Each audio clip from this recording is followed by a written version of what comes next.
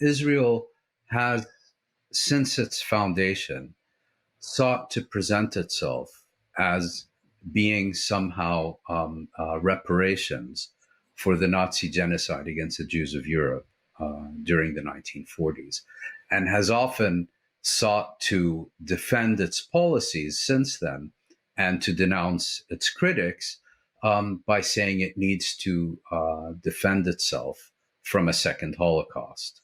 Blinken's stepfather himself was a Holocaust survivor, and so people like Blinken, in Israel, have basically made a whole career out of claiming that their purpose in life and their support for all the warmongering policies that they've adopted, they've sought to justify these with reference to the Holocaust. In other words, we're not seeking to overthrow legitimately elected governments or destroy countries like Iraq or colonize the West Bank and the Gaza Strip. It's not because we're warmongers and imperialists and colonialists. No, it's because we are informed by the lessons of the Holocaust, and our supreme duty is to ensure that nothing like that happens ever again.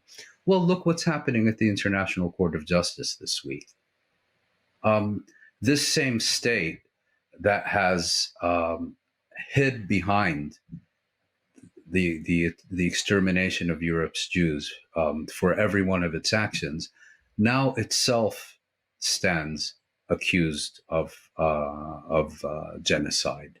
I think after this case, irrespective of its outcome, Israel will forever be tainted by what it is doing in the Gaza Strip, and people will begin to recognize that Israel is not the Jewish state, but rather it is a Zionist state.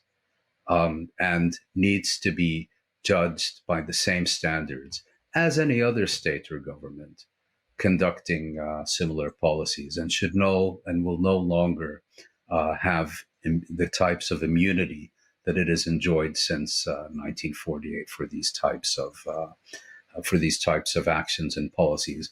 And as far as Blinken himself is concerned, the mask is off.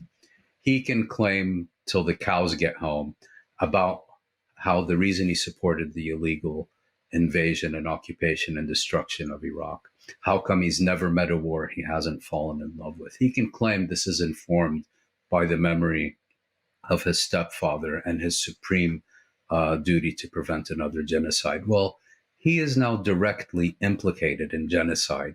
He's not only implicated, he's been giving it a standing ovation since the moment it started.